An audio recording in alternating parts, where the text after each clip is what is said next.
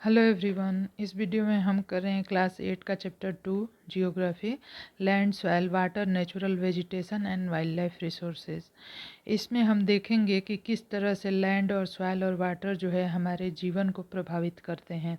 यहाँ पे बात हो रही है अफ्रीका कंटिनेंट्स की, जहाँ पे कि तंजानिया एक कंट्री है। वहाँ पे एक छोटा गांव है। वहाँ उस गांव में लोग अपना जीवन यापन कैसे करते हैं, इस बारे में हम देखेंगे। एक एक परिवार के माध्यम से, एक फैमिली की स्टोरी हम देखेंगे। उसके माध्यम से हम थोड़ा समझेंगे कि किस तरह से यहाँ पे लोग अपना जीवन यापन करते हैं। यहाँ पे जो मम्बा है, वह जो है मम्बा नाम की एक लड़की है जो कि सुबह में जल्दी उठ जाती है और वो अपने घर से बहुत दूर जाती है और पानी लेके आती है अपने घर के आवश्यक कार्यों के लिए, पीने के लिए। और उसके बाद वो जो है अपने मदर की हेल्प करती है घर के कामों में। और उसके बाद जो है बकरियों की देख रेख में, गोट्स की देख रेख में वो अपने ब्रदर की हेल्प करती है। इनकी जो पूरी फैमिली है, all her family owns is a piece of rocky land. ठीक है। इनका घर जो है एक हट में रहता है और उसके चारों तरफ एक रॉकी लैंड है। वही लैंड इनके पास होता है बस।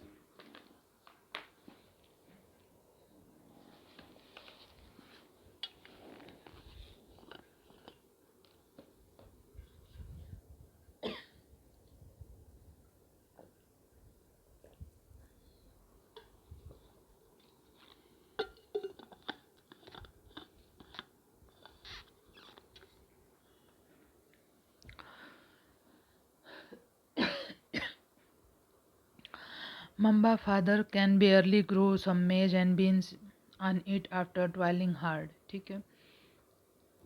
मम्बा के जो फादर हैं बहुत कठिन मेहनत के बाद जो है मेज और बीन्स इस पे उगा पाते हैं।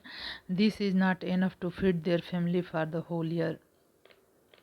और यह जो होता है मेज और बीन्स, उनकी फैमिली को पूरे साल खाने के लिए इनफ नहीं होता, मतलब सफिशिएंट नहीं होता। उन्हें पूरे साल खाने के लिए ये कम पड़ता है। इसी तरह से यहाँ पे हम दूसरी एक फैमिली की मदद से न्यूजीलैंड की जो है यहाँ पे समझेंगे कि लोग किस तरह से जीवन यापन करते हैं न्यूजीलैंड में। Peter lives in the heart of the sheep rearing region in the New Zealand with where his family run a wool processing factory। एक wool processing factory है जहाँ पे ऊन को बनाया जाता है न्यूजीलैंड में। वहाँ पे पीटर की फैमिली रहती है। वो फैमिली क्या करती है, सीप भेड़ों की देख रेख करती है, भेड़ों को पालती है और उनके बालों से जो है वूल प्रोसेसिंग फैक्ट्री में लगा रखा है, वहाँ पे कार्य करती है। जब पीटर एवरीडे रिटर्न होता है स्कूल से, तो पीटर अपने अंकल को देखता है कि वो कैसे भेड़ों की देखरेख करते हैं। Their shipyard is situated on a wide grassy plain. इनका जो शिप यार्ड है वाइड ग्रासी प्लेन पे है, with hills in far distance. ठीक है। हिली एरिया है, कहीं पे प्लेन, कहीं पे हिली एरिया है। यहाँ पे इनका शिप यार्ड है। It is manage in A scientific way, और यह साइंटिफिक वे से मैनेज किया जाता है यूजिंग द लेटेस्ट टेक्नोलॉजी।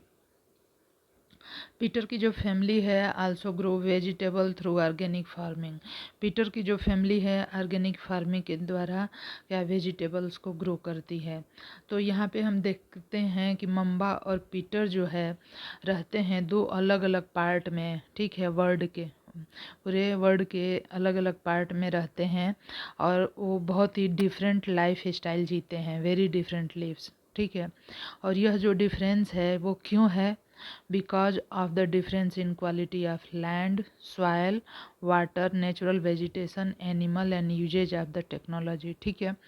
ये जो दोनों हैं संसार के अलग अलग जगहों पे रहते हैं और इनका जीवन बहुत ही डिफरेंट है। क्यों डिफरेंट है? क्योंकि वहाँ की मिट्टी डिफरेंट है, वहाँ की लैंड का जो बनावट है वो डिफरेंट है। वाटर की अवेलेबिलिटी में, नेचुरल वेजिटेशन में और एनिमल जो पाए जाते हैं, इन सब में डिफरेंस है। इस वजह से उनके जीवन यापन का जो तरीका है वो भी पूरी तरह से डिफरेंट हो जाता है। तो ये जो अवेलेबिलिटी है रिसोर्सेज की is the main reason places differ from each other. ठीक है। तो जिस जगह पे जिस तरह के रिसोर्सेज होते हैं उसी तरह का जीवन यापन हो जाता है। तो यहाँ पे हम देखेंगे land is among the most important natural resource. Land जो होता है क्या होता है, सबसे इम्पॉर्टेंट नेचुरल रिसोर्स होता है। It covers only about 30% of the total area. जो लैंड है, ठीक है, पूरी धरती का आपको पता ही है कि 3/4 जो है धरती का क्या है, वो पानी है, वाटर है, और 1/4 पे क्या है, लैंड है। और इस लैंड का भी जो 1/4 मीन्स कि 30% जो लैंड है, इस पे भी हर एक पार्ट ऐसा नहीं है जिस पे कि जीवन है, मतलब कि रह सके, हैबिटेबल नहीं है। तो इस तरह से uneven distribution of population in different part of the world is mainly due to varied characteristic of land and climate.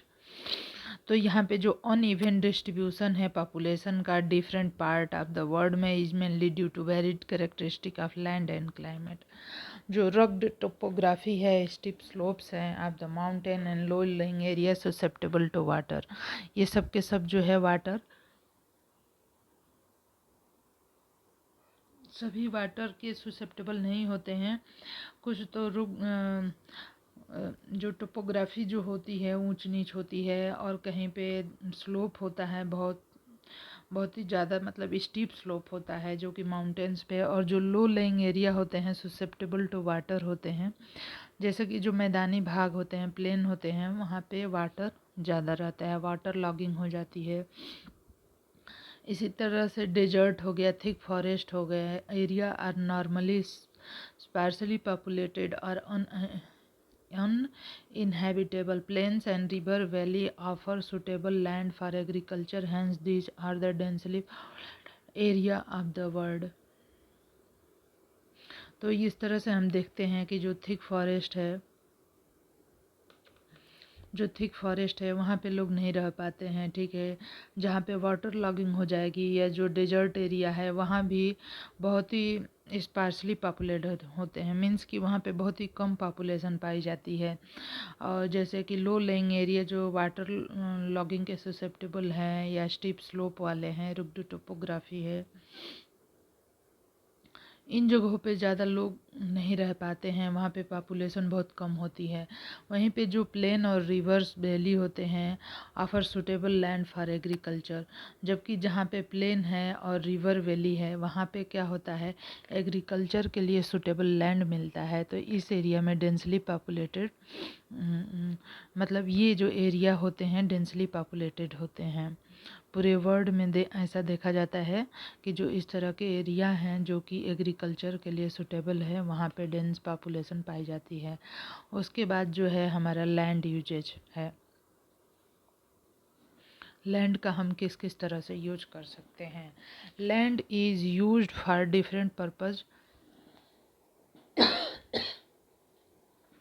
Land is used for different purposes such as agriculture, forestry, mining, building houses, road and setting up of the industry.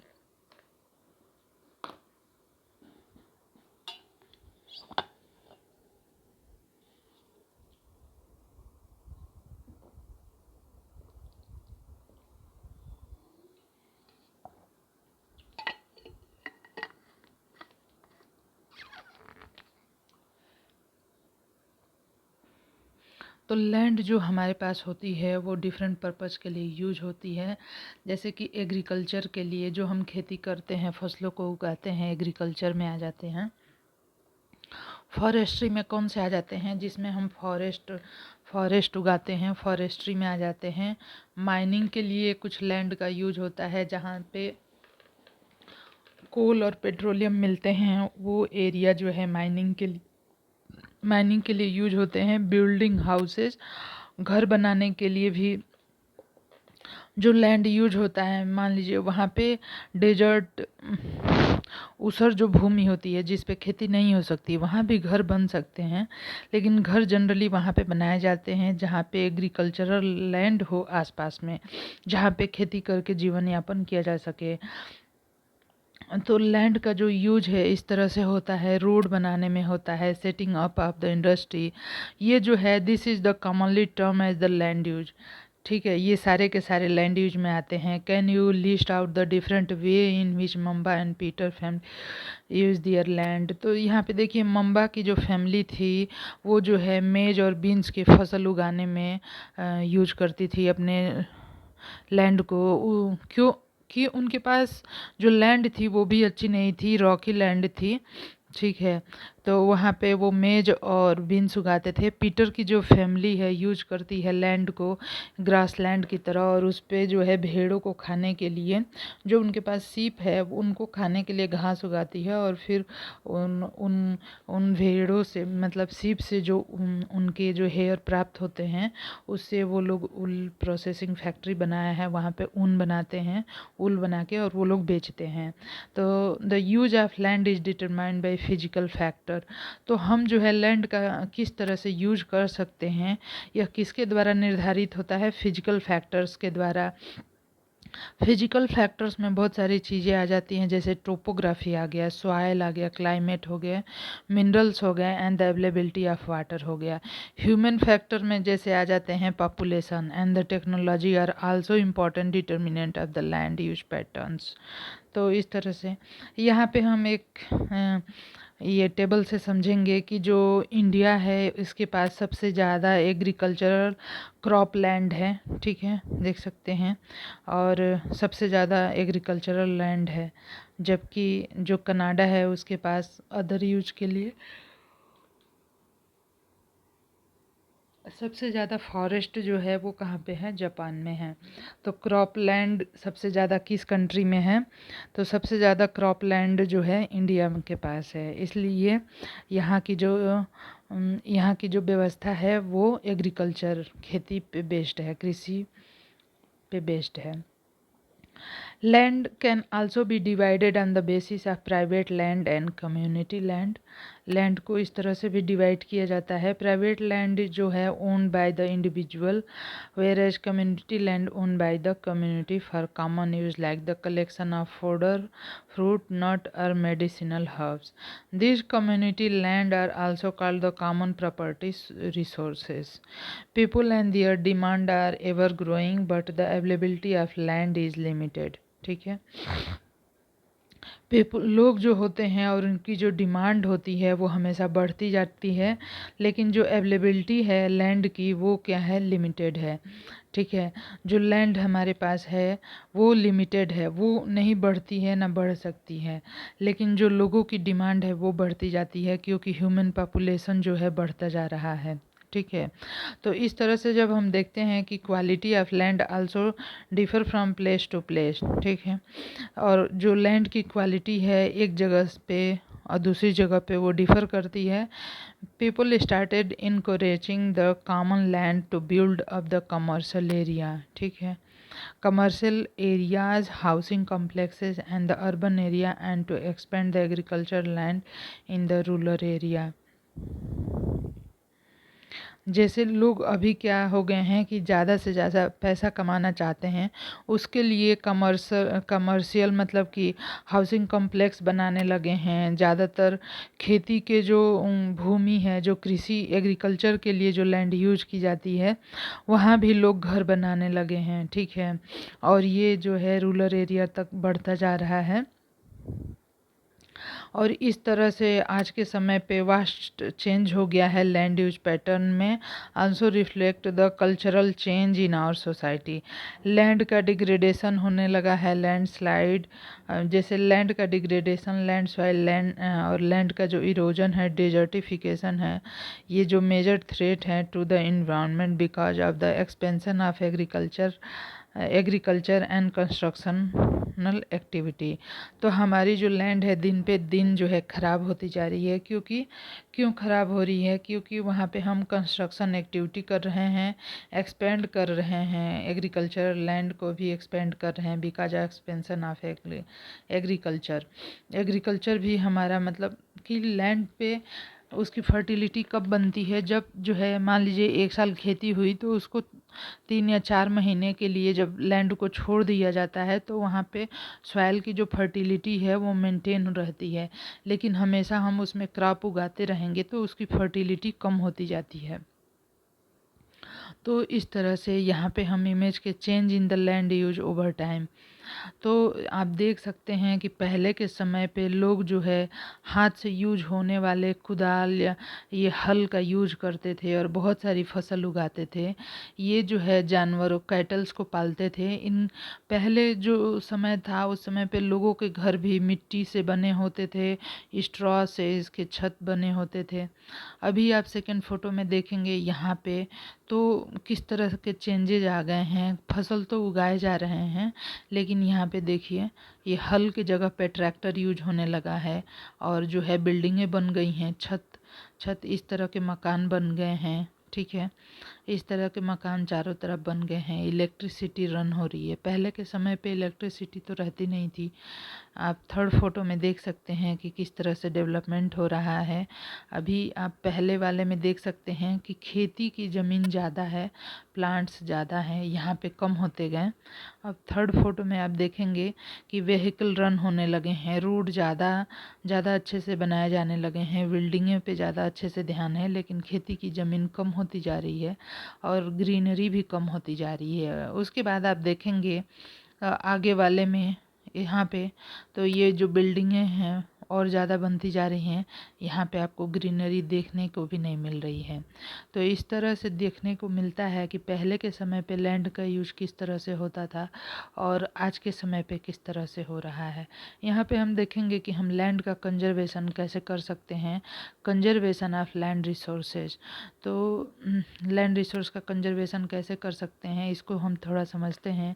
Growing जो population है and there ever growing demand has led to the large scale destruction of forest cover and the arable land and has created a fear of losing the natural resources। ठीक है, therefore the present rate of जो degradation का जो rate है land resource का, ठीक है, इस पे रोक लगानी चाहिए। जिस तरह से हम अपने लैंड का डिग्रेडेशन कर रहे हैं, उसको ख़राब कर रहे हैं, इस पे निश्चित तौर पे रोक लगनी चाहिए। जो एफॉरेस्टेशन है, लैंड रिक्लेमेशन है, regulated use of the chemical pesticide and the fertiliser, check on over grazing are some of the common method used to conserve land. ठीक है,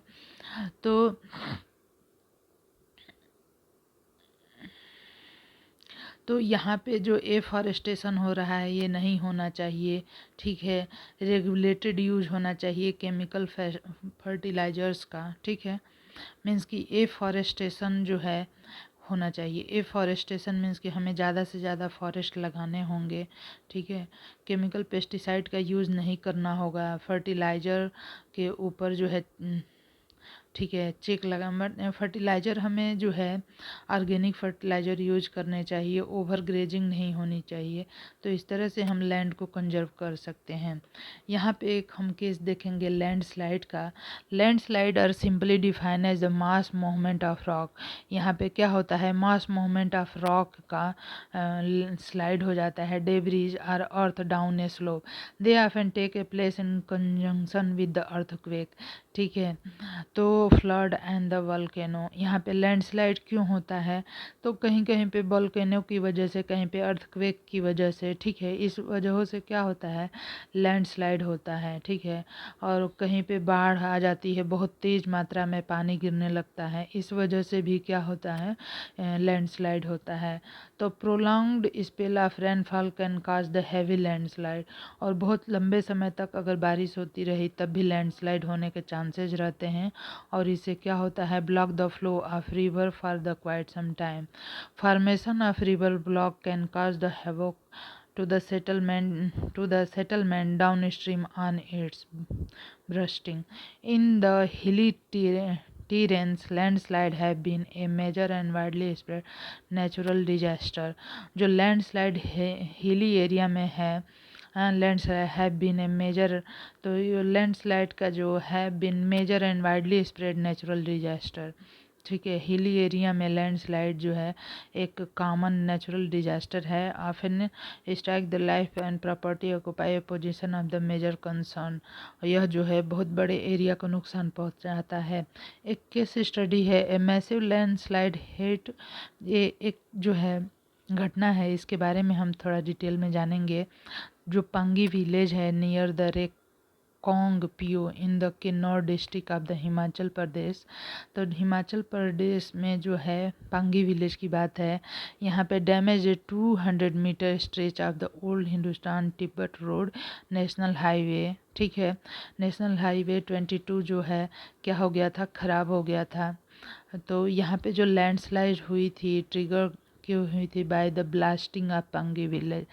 ब्लास्ट हुआ था पंगी विलेज के पास में, इस वजह से ऐसा हुआ था। Due to blasting this weak zone of the slope collapse and the cause intense damage to the road and nearby village। तो यह जो है बहुत ही बड़ा ब्लास्ट था और इस वजह से जो स्लोप जो हैं ठीक है वो कोलैप्स हो गए थे। जो पंगी विलेज है was completely vacated to avoid any possible loss of the life, इसलिए कि किसी भी जीव के मतलब कि किसी के लाइफ की लॉस ना हो, इसलिए वहाँ से सभी लोगों को हटा लिया गया था। यहाँ पे एक हम देखेंगे मिटिगेशन मैकेनिज्म। मिटिगेशन मैकेनिज्म में क्या होता है, यह जो है advancement in the scientific technique है। ठीक है, साइंटिफिक टेक्निक है, एक एडवांस साइंटिफिक टेक्निक है और इसके यूज से empower us to understand that factor cause landslided and how to manage them. ठीक है, लैंडस्लाइड से इसके द्वारा बचा जाता है। इसमें कौन ये मिटिगेशन टेक्निक जो है क्या होती है इसमें देखेंगे। इसमें हम देखते हैं हजार्ड मैपिंग की जाती है। Hazard mapping located area prone to the landslide. जो एरिया प्रोन होते हैं लैंडस्लाइड के, ठीक है, वहाँ की जांच पड़ताल की जाती है। Such area can be avoided for building settlement. ठीक है, और ऐसी जो जगह होते हैं जो कि लैंडस्लाइड प्रोन होते हैं वहाँ पे लोगों को नहीं रहने के लिए कहा जाता है और किसी भी तरह के रहने के लिए घर वर नहीं बनाए जाते ऐसे एरिया में। कंस्ट्रक्शन ऑफ रिटेंशन वाल, आप माउंटेन वगैरह के पास से जो रोड निकलती है वहाँ पे आपने देखा होगा कि किस तरह से जो है रिटेंशन वाल बनाई गई रहती है। ठीक है, जिससे क्या होता है कि स्लिपिंग को वह जो है रोकता है। ठीक है, increase in vegetation cover.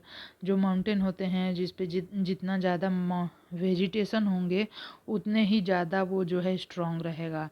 Surface drainage जो होता है, surface drainage control work are the implemented to control the movement of landslide.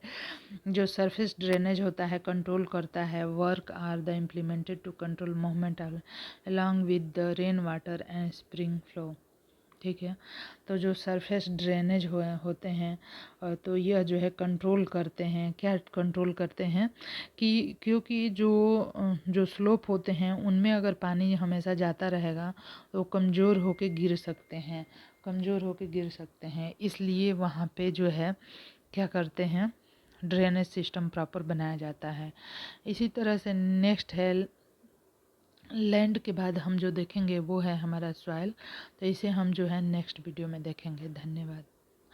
आपको वीडियो पसंद आए तो चैनल को सब्सक्राइब करें, लाइक करें और शेयर करें। धन्यवाद।